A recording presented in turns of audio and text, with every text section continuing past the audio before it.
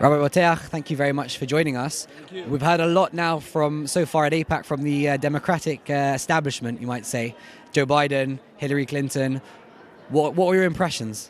Before I answer any questions, I want to know, on the record, will Aretz Sheva be endorsing me for President of the United States? Are you guys going to get behind me, or are you guys going to sit on the fence and not know where? We will hold your press conference for you. Okay, so I can announce with you guys. Sure. Okay. That'll be a great headline. Look, both Hillary Clinton and especially Joe Biden spoke significantly, and Biden started his speech by defending the Iran nuclear agreement.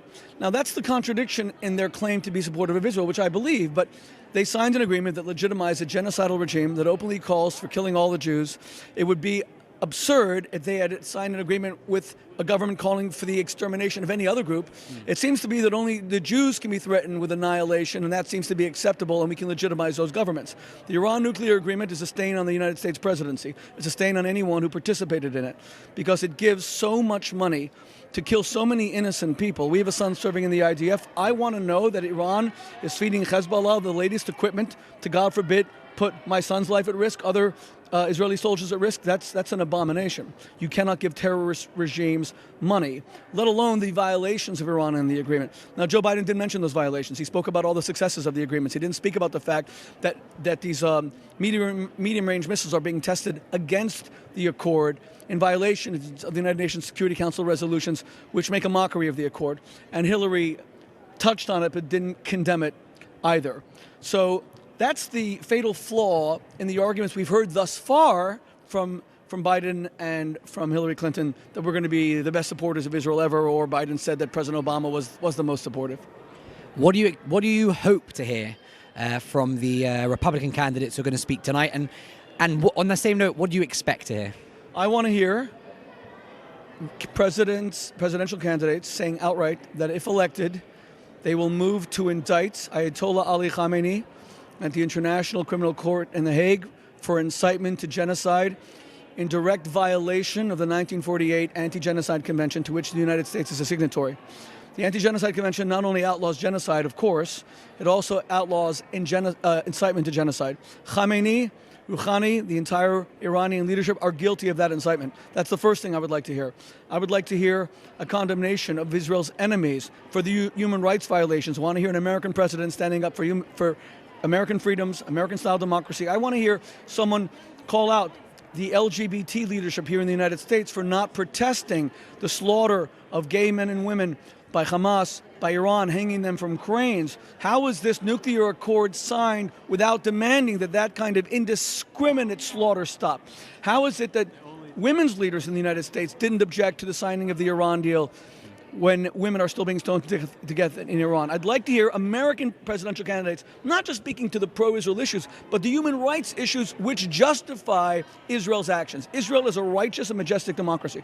It seeks to uphold human freedom and freedom of press, freedom of conscience, freedom to protest your government in the world's most tyrannical region. And that's what makes it so special. And I want a presidential candidate who gets it, who understands that this is a values debate between two cultures.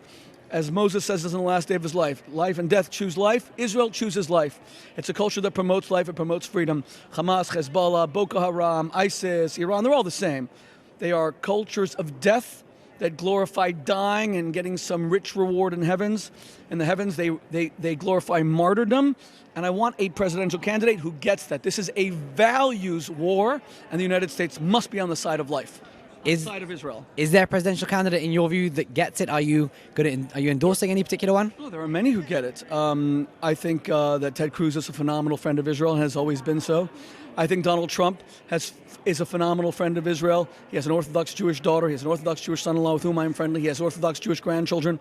At any point during his daughter's conversion, he could easily have said, you're rich, you're famous, why are you doing this? But he actually has spoken very proudly of the fact that she has become Jewish. So he has a close circle of intimate advisors and family members who are rock solid on Israel. John Kasich is very pro-Israel. My issue with Hillary Clinton is the full-page ad that we took out of the New York Times, our organization, this past Saturday, which detailed the very close relationship between Sidney Blumenthal and Max Blumenthal with Hillary Clinton. Now, Max Blumenthal is the foremost Israel hater in America, probably. He was outside with the anti-Israel crew yesterday. He was attacking me, verbally assaulting me. The videos have already gone viral on the internet. in the 70,000 emails that were released by the State Department, they detail this clear relationship of advice that Sidney Blumenthal, very negative advice about Israel, is feeding to Hillary Clinton, and her many positive responses. Thank you for this insight. Your son Max is a mitzvah, she writes at one point. I want people to understand what that means. Max Blumenthal says that the IDF is the SS. Max Blumenthal says that Israel is a Nazi state.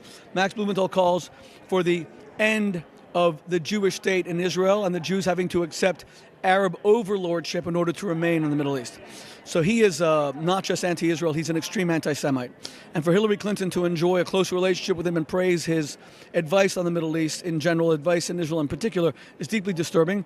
We've called on her to repudiate Max and Sidney Blumenthal. Let's see if she will. And we've received hundreds and hundreds of emails in the wake of the New York Times, full-page New York Times ad, from Democrats who want to vote for Hillary, who say they're lifelong Democrats and they're not going to vote for a Republican, that they're asking us to clarify whether she indeed got in touch with us to repudiate them, or at least clarify what happened between her and the Blumenthals before they can proceed with their support. I assume she didn't. Not yet. Thank you very, very much for speaking with us.